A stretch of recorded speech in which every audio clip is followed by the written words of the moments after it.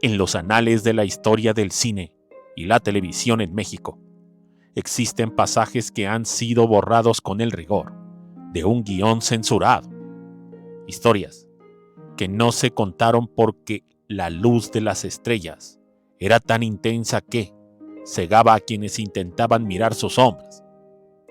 Esta es la crónica de una de esas sombras, una que habitó en el corazón de la familia más respetada de la industria y que permaneció oculta durante más de medio siglo, tras un muro de poder, prestigio y una crueldad silenciosa que solo el miedo al escándalo puede, literalmente, engendrar. Sin más, ¡comenzamos!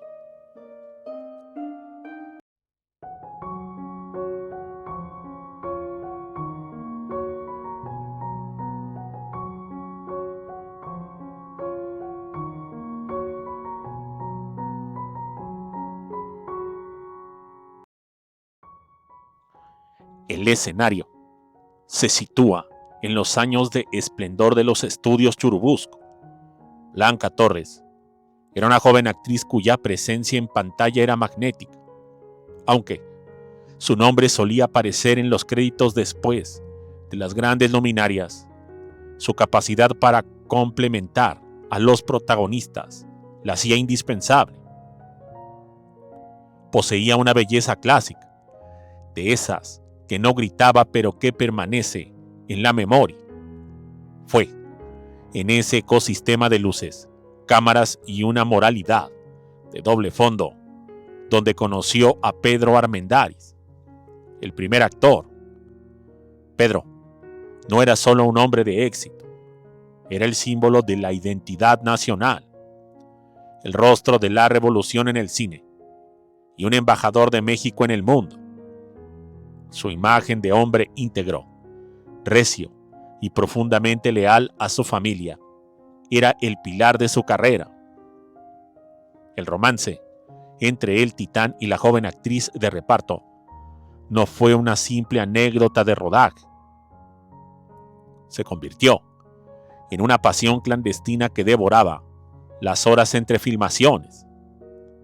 Sin embargo, para Pedro, Blanca era un oasis necesario pero secreto. Para Blanca, Pedro era el sol alrededor del cual giraba su incipiente mundo. La tragedia comenzó a gestarse cuando el romance dio un fruto que ninguno de los dos estaba preparado para aceptar. Un embarazo.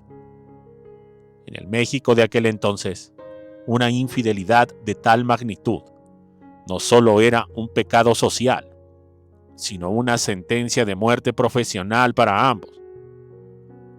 Para Pedro, significaba el fin de su matrimonio con Carmelita Bor y la destrucción de la imagen que Hollywood tanto apreciaba. Para Blanca, significaba ser marcada como la mujer que intentó destruir un hogar sagrado. Cuando la niña nació, el rechazo fue visceral. En lugar de amor, la pequeña recibió el peso de la culpa de sus padres. Era el recordatorio viviente de una traición, la evidencia física de un error que podía derrumbar un imperio de fama. Blanca, en un estado de desesperación absoluta y al borde de una crisis nerviosa por el aislamiento y el rechazo de Pedro, cometió un acto que rayaba en la locura. Llevó a la niña a la casa de los Armendáriz. En un enfrentamiento cargado de odio y desamparo, le entregó la pequeña al actor. Pedro, acorralado por la posibilidad de que Blanca hiciese pública la situación, si él no se hacía cargo, tomó una decisión que sería su secreto más oscuro. No podía reconocerla, pero tampoco podía dejarla en la calle sin riesgo de que la verdad saliera a la luz. La solución fue de una frialdad cinematográfica.